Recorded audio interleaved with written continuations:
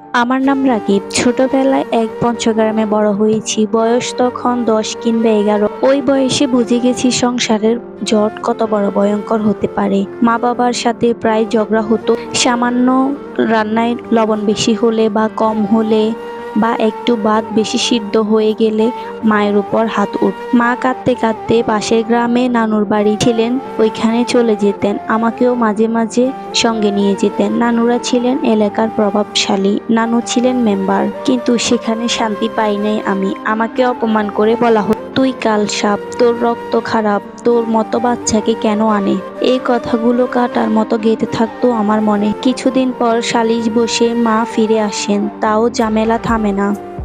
বাবা কখনো মাকে মেনে নিতে পারেনি। শুনেছি নানু জোর করে বিয়ে দিয়েছেন, তাই সংসারে অশান্তি লেগে থাক। আর ছিলেন আমার দাদি। আমার দাদি আমার বাবার কানে আমার মায়ের বিরুদ্ধে অনেক বাজে কথা বলতো। তোর বউ ভালো না, তো বাইরে যায়, দোকানে যায়, এত ভালো না। এসব শুনে বাবার মাথা গরম হয়ে যেত আর সে রাগে মায়ের গায়ে হাত তুলতো। সবচেয়ে কষ্টের ছিল দাদি আমাকে কখনোই আমার মাকে আম্মু বলতে দিত না। বলতো, ও পাগলি, ওকে আম্মু বলিস না। আমাকে শিখিয়ে দিয়েছে কিছু গালির নাম, সেগুলো দিয়ে আমি তখন আম্মুকে ডাকতাম।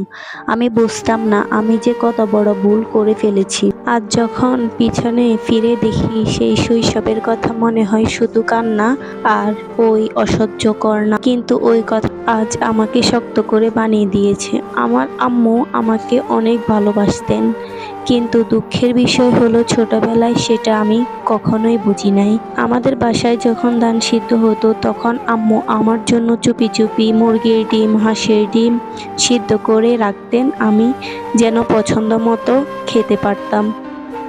সেই চেষ্টাই করতো সব দিন আমার জন্য ডিম সিদ্ধ করতে। আমার দাদি চোখে পড়ে যায়। দাদি তখন রেগে গিয়ে আম্মুকে বলেন, মুরগির ডিম, হাঁসের ডিম একা একা সিদ্ধ করে খায়, আমার ছেলে সারাদিন কাজ করে, তাকে খাওয়ায় না, আমরা কিছু পাই না। এগুলো বলে আম্মুকে নানা বাজে কথা বলতে থাকে।